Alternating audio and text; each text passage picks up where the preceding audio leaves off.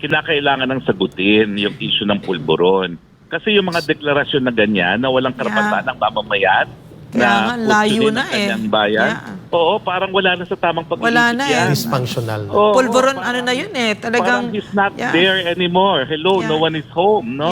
Parang you can Oo, really see, talagang- folks, no? Parang you can really see na it's so far out na talaga. Far Yes. out na talagang parang under the ano talaga, no? Parang very unfit already. Oo. Sabihin niya na wala ng karapatan ng Pilipino na humingi Imagine. ng proteksyon sa kanyang gobyerno.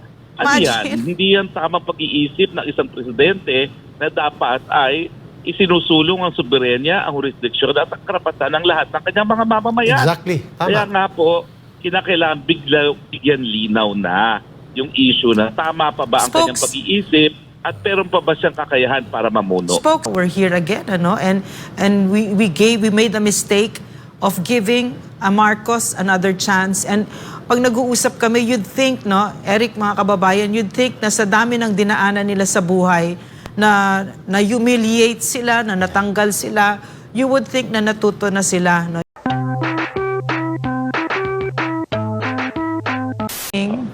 Magandang araw, mahal natin ang Pilipinas, ka Eric, ka Lorraine, at magandang umaga Pilipinas.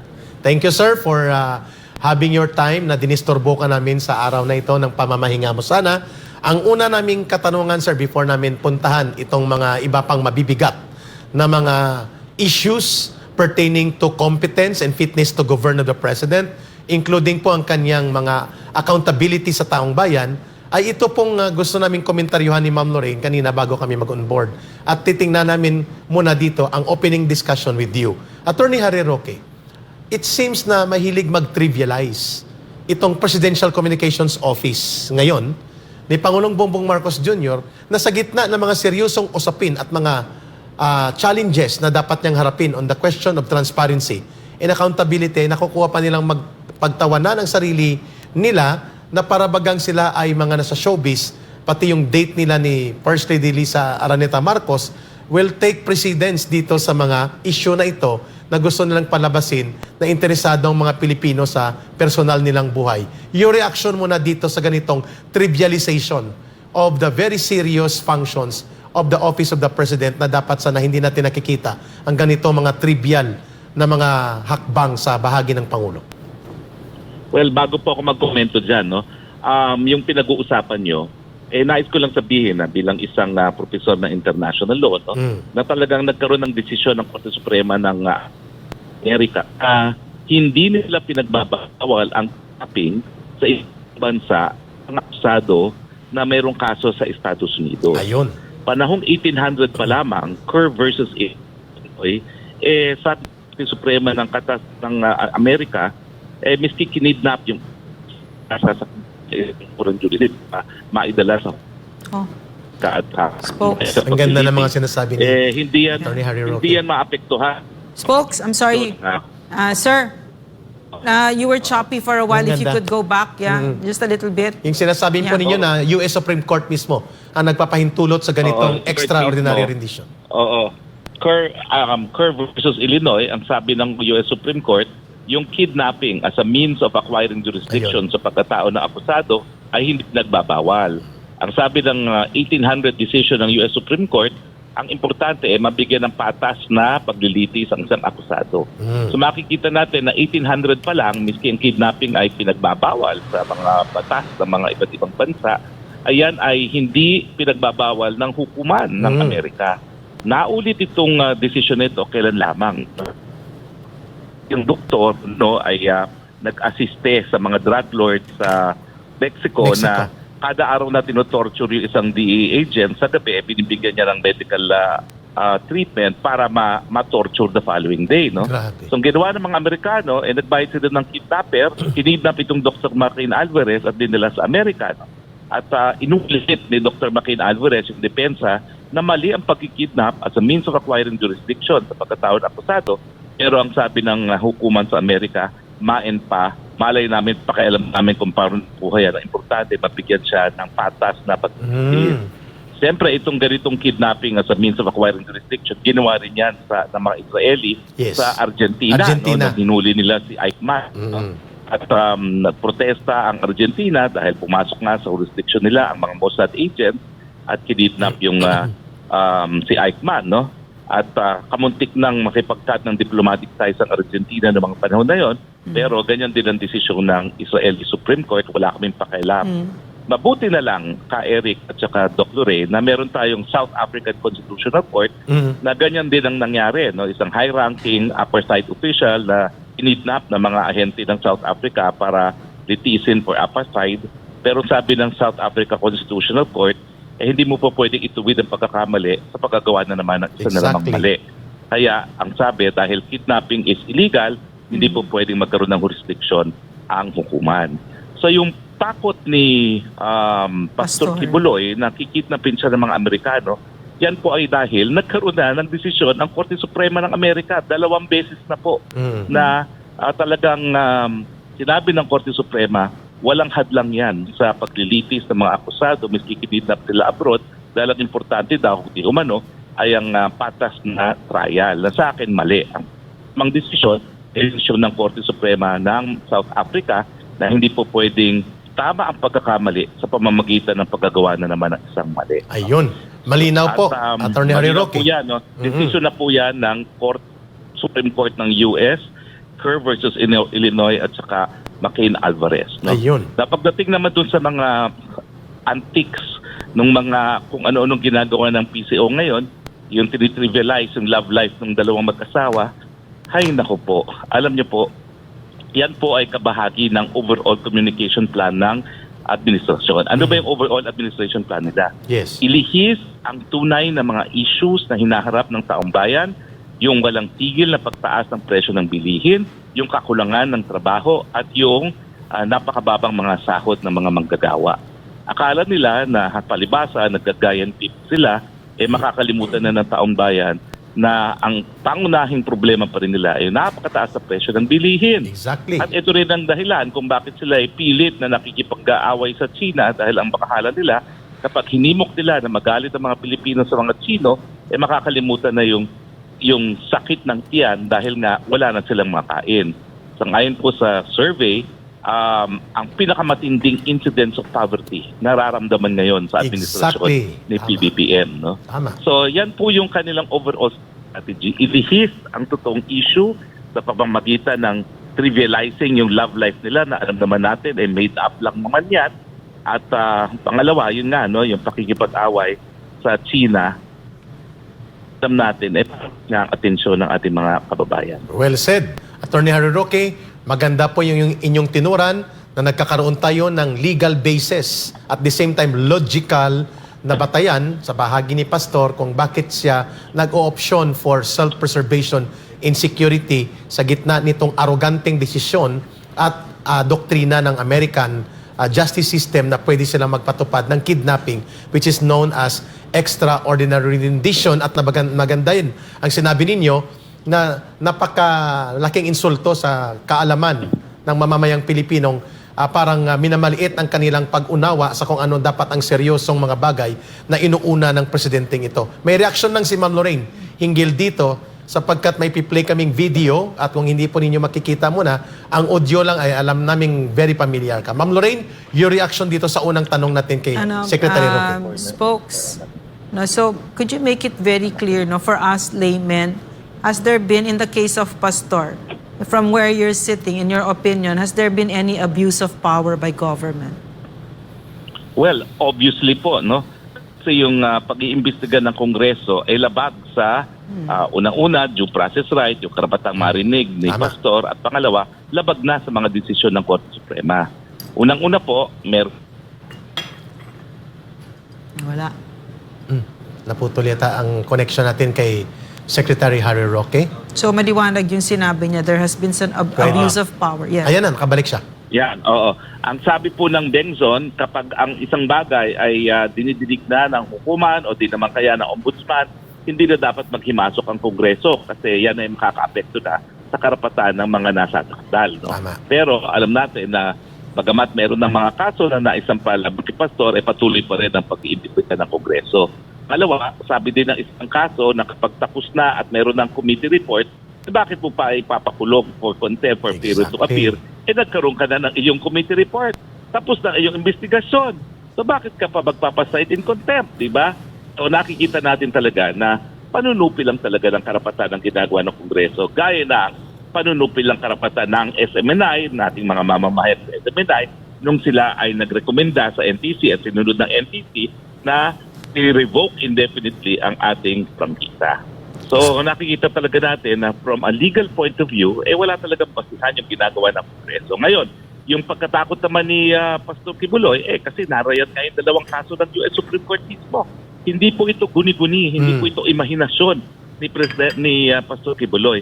At ka-Eric, no, alam mo yung extraordinary rendition, iba pa yan sa kidnapping. Yes, sir. Yung extraordinary rendition naman, matapos ka kidnapping, mabuti sana kung dadaling ka kaagad sa korte. Yes. Pero ginagawa nila ngayon, dinadala ka sa tinatawag na mga black sites. Yun, black Kung sites. saan walang batas kapag ikaw ay tinorture. Bagamat yan ay pinagbabawal ng Convention Against Torture. No? Tama. Pero kapag ikaw'y dinala doon sa black site para i-torture at patayin, hindi ka na makakarating ng hukuman. Tama. Mabuti sana ako makakarating pa sa hukuman, no, si Pastor. Pero alam naman natin na nangyayari kapag kinalasify kayo as most wanted by the FBI. Americans. Minsan, mas mabuting patayin na. At ngayon, meron talagang kasong nakabinbin, wala pang decision sa Korte Suprema, kung saan kinu-question yung polisiya yan. Alam niyo bang meron silang polisiya na shoot to kill ang mga Amerikano laban sa mga di umano'y mga terorista. At ngayon po ay nasa Korte Suprema yan, dinidinig ng US Supreme Court, kasi nga naman kapag ikang pangalan mo ay nasa shoot to kill list, paano na yung karapatan na madinig ka, no? Yung tinatawag ng due process right? Parang kinundina ka na at found guilty ka na, no? Dahil ang pangalan mo ay nandun sa listahan ng kill list. Tama. So lahat po ng mga kinatatakutan ni Pastor Kibuloy, lahat po yan covered ng decision ng Korte Suprema o di naman pa kaya ay nakapinpin pa sa Korte Suprema ng Amerika. Ayun, Sir, klaro. Attorney Roque, so, spokes, so, what is a good government? Kunyari maayos yung gobyerno at maayos ang Pangulo, walang nang aabuso, hindi ba dapat pinoprotektahan niya ang isang citizen ng Pilipinas? Hindi lang po yun. Dapat tinataguyod niya ang soberenya ng Pilipinas at jurisdiction na ating mga lokal na hukuman. Dapat isulat talaga niya na habang mga kasong dinidinig ang hukuman ng Pilipinas, hindi dapat mapunta sa Amerika itong si Pastor Kibuloy. Kasi kapag dinala nila sa Amerika, ano na nangyari doon sa jurisdiction ng hukuman natin? Exactly. Pinaliwala niya. Para bagang wala ng kapangyarihan ng ating hukuman na litisin ng isang Pilipino. No? Wala po yung pagkakaiba doon sa naging bago nilang posisyon na ipadadala nila sa dahig ang ating dating Presidente Duterte at Vice Presidente Sara Duterte. No? So wala pong pagkakaiba talaga yan. Pero spokes, parang binaliwala ang ating soberenya. Pero spokes, ang excuse doon hindi naman sila naniniwala doon sa extraordinary rendition at parang masyado naman daw na nagdadrama si Pastor na hindi naman talaga mangyayari. Is it possible na hindi alam ni President Bongbong Marcos na itong mga sinabi mo ay extraordinary rendition and all of that? Is it possible? Kasi lahat naman po yung sinasabi ko, may kaso sa Supreme Court. Yung kino-question ang extraordinary rendition, yan yung RR case, okay? Na ngayon po ay nakabinbin pa. Yung kidnapping, Kerr versus Illinois and McCain Alvarez, no? Siguro hindi nag-aaral yung mga advisors niya Most likely. Presidente, no? Kaya hindi nila alam. No? Pero lahat po yan ay dokumentado. So hindi po yan pagiging praning ni Pastor Kibuloy kung hindi yan po ay established jurisprudence doon sa Amerika. Klaro. Attorney Harry Roque, malinaw po na ini-ignore ni Pangulong Bongbong Marcos Jr. ang ganitong kaseryoso na issue at pinagtawanan lang o ininsulto pa to the most. Tinawag niyang tailwagging ito at parang wala sa posisyon si Pastor Kibuloy na magdemanda ng anumang kondisyon sa ating bansa, sa gobyerno, sapagkat siya'y akusado. Para bagang convicted criminal ang trato ni Pangulong Bongbong Marcos Jr. kay Pastor Kibuloy. Spokes, could you, I want to just underline that because he said, Pastor is in no position to make demands from the government. A Filipino citizen, he says, no, basically is in no position to make demands from the government. Go ahead, Attorney Roque. Well, kaya nga sa tingin ko, kinakailangan ng sagutin yung issue ng pulburon. Kasi yung mga deklarasyon na ganyan, na walang karapatan ng mamamayan, Kaya nga, layo kustunin na ang kanyang bayan. Yeah. Oo, parang wala na sa tamang pag-iisip Wala na yan. Dysfunctional. Oo, Pulveron, parang- ano na yun talagang... Parang he's not Yeah. there anymore. Hello, Yeah. no one is home, no? Yeah. Parang you can really see, talagang- spokes, no? Parang you can really see na it's so far Oo. far out na talaga. Far Yes. out na Oo. talagang parang under the ano talaga, no? Parang very unfit already. Oo. no? Sabihin niya na wala ng karapatan ng Pilipino na humingi Imagine. ng proteksyon sa kanyang gobyerno.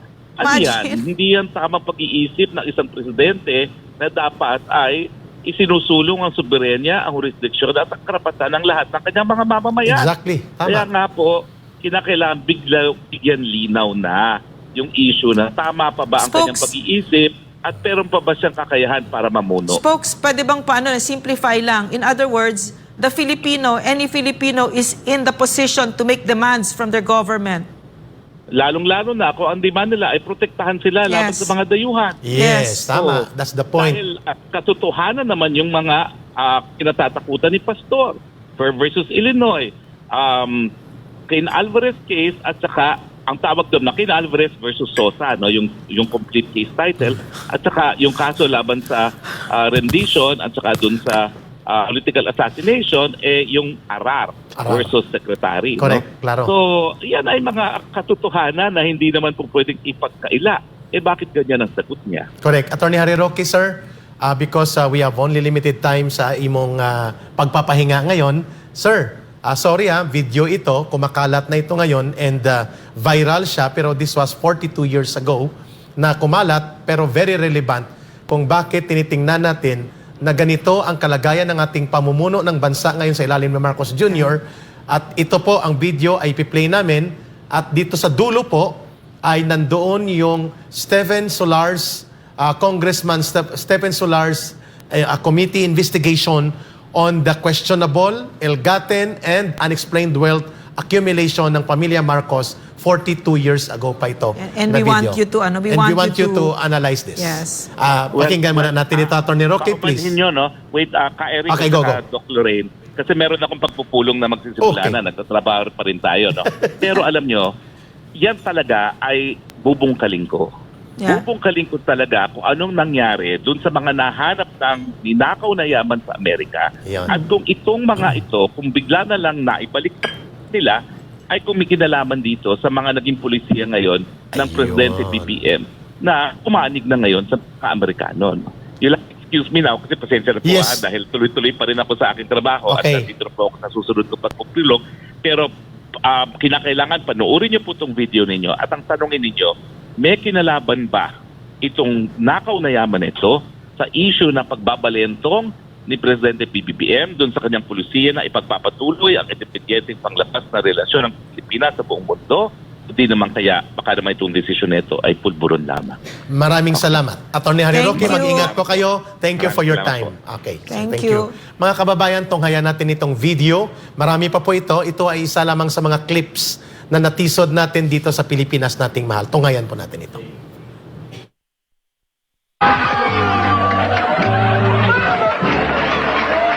The Marcos children had it better. This is their daughter's 21st birthday party. She would be amply provided for. Her parents had set up a trust account for the three children. Aimee, Bong Bong, and Irene would share this inheritance when their parents died. By 1982, account number C7711 was already worth more than $20 million.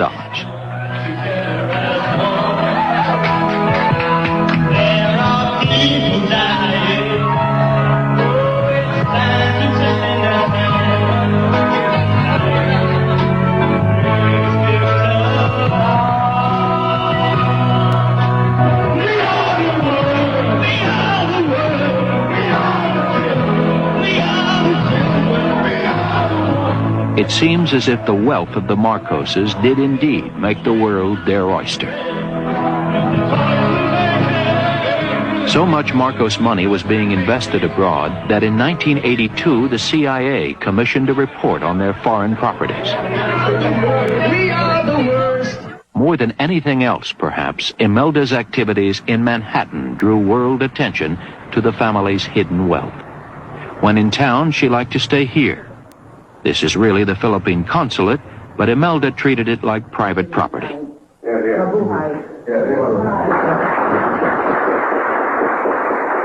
Upstairs, she had a disco installed. Here, she loved to hobnob with people like Adnan Khashoggi, the Saudi billionaire. But it wasn't just the social life that drew Imelda to Manhattan. She was beginning to take an active interest in New York real estate.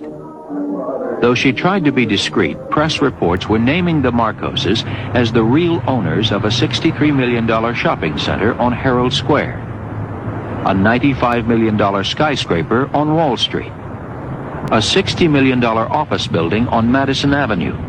Over on Fifth Avenue, the Crown Building, worth $101 million, and a luxury estate on Long Island. These properties were the subject of special hearings conducted by Congressman Stephen Solars. His star witnesses were the Bernstein brothers, whose real estate company had managed the 4 Manhattan properties.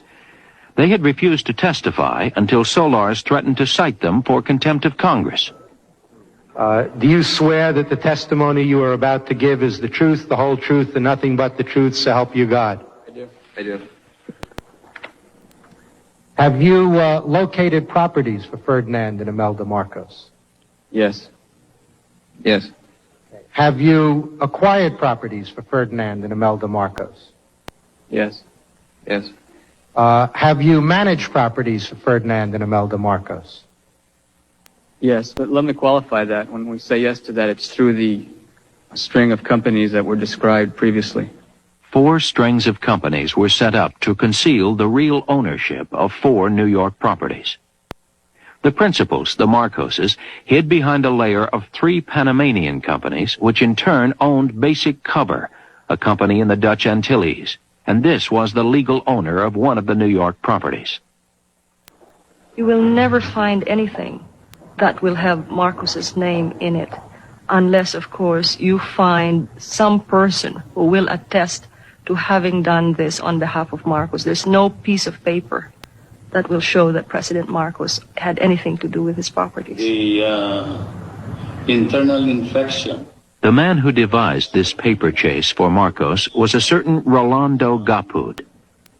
Mr. Gapud set up bank accounts that only he knew about. And this bank accounts then was the repository of funds coming from all over the world.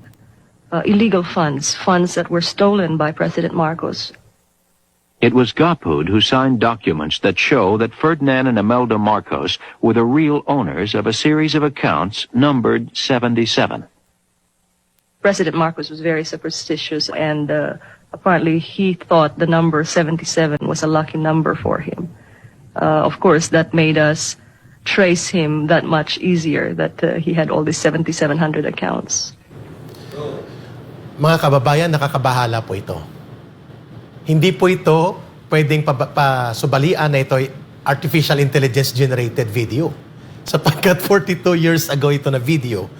And the last part video, yung congressional investigation tungkol sa mga dummy accounts and dummy properties ng pamilya Marcoses, doon sa New York pa lang ito, ay recorded sa Congress ng US. Doon po sa committee nila Congressman Stephen Solars. So pwedeng kalkalin at balikan po ito nung nangyari sa investigation na ito kasi recorded ito sa US Congress of Records. Pangalawa, malinaw po yung binabanggit namin dito sa Pilipinas nating mahal ni Ma'am Lorraine that there is deeper reason why there is a sudden turnaround, pagbalintong ni Pangulong Bongbong Marcos Jr. on foreign policy relating to China and the so-called West Philippine Sea, South China Sea conflict. At ngayon ay pumuposisyon siya sa kung ano ang ipalunok ng Estados Unidos na posisyon sa ganitong usapin sapagkat yun pong video related doon sa pag-recover nila ng mga ill-gotten wealth, unexplained wealth. At kung kami pa ni Ma'am Lorraine mag-usap before we got on board sa Pilipinas nating mahal, plundered mga ninakaw na kayamanan ito na 40 or 50 years ago, hinahabol dapat ito ng bansang Pilipinas. Ngayon nakabalik siya sa poder, ito ang kanyang gustong bawiin sa Estados Unidos because the properties in New York alone, Ma'am Lorraine, according to estimates, 3 times ng value nito. So close to $1 billion po ang mga property na inimbestigahan sa US Congress Steven Solar's investigation kung saan po naibulgar sa video na ito. Ma'am, your take on this very scandalous down the history lane na pagbabalik ng ating memorya sa kung gaano kagarapal ang panggagahasa sa bansang Pilipinas na ginawa noon ng administrasyon ng nakaraang Marcos Sr. At ngayon ay ito na rin ang parang patutunguhan na rin natin sa pangalawang administrasyon ng Marcos Jr., Ma'am Lorraine. Parang it seems like we've come full circle. Noong nasa college ako, no, yun yung mga sinisigaw namin na agitated. Pero ngayon, I'm more and more people in my generation, when we talk about it, wow, we're here again, ano? And we made the mistake of giving Marcos another chance. And pag nag-uusap kami, you'd think, no, Eric, mga kababayan, you'd think na sa dami ng dinaanan nila sa buhay, na humiliate sila, na natanggal sila, you would think na natuto na sila, no? You'd think na natuto na itong si Bongbong Marcos. Yung pala hindi, no? Yung pala, ito yung kung bakit he has brought us to the verge of a war. Yes. No? Ito yung kapalit. Ito yung 30 pieces of silver ni Bongbong Marcos. Nakita natin yung report ngayon, no? Na yan yung mga properties in Manhattan. No? Ito yung ipinalit niya sa soberenya ng Pilipinas. Ito yung ipinapalit niya sa alinlahing Pilipino. Magkakandamatay ang mga sundalo. The destiny of our country will really be destroyed. No? We will not meet our destiny because we now have a sitting president who cares far more for the money of his family that he stole from the Filipino people, and he has no true love for us. Yun, malinaw po. Araw ng kagitingan, pero araw ng kabaliwan ang nakikita nating patutunguhan ng mga patakaran Pero maganda ito, ng Eric. administrasyon Napakaganda nito, Eric. Namumulat ang Napakaganda. tao sa Yes. pagbabalik sa kasaysayan, Yes. ma'am, at pagtatanaw ng mga nakaraan. Yeah. At ang ganda ng sinabi mo. Kaya ang budol po is not just about the pulburon issue na hindi nag-go away.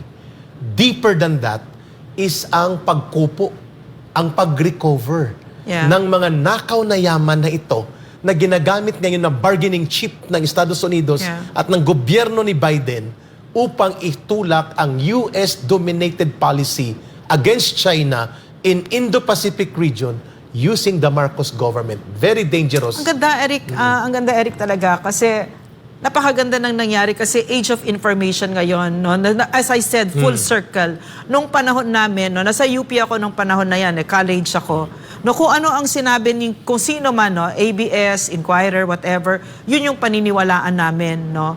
So, but now all of this is possible, all this information. So, I like what Spokes Harry said, no, na he will get to the bottom of it. Ano ang nangyari sa nakaw na yaman na yan, na ipinagpapalit tayo ng ganito. So now, we have this chance as a country, no, napakalalim ng mga sugat ng Pilipinas, maghihilom tayo dito ngayon.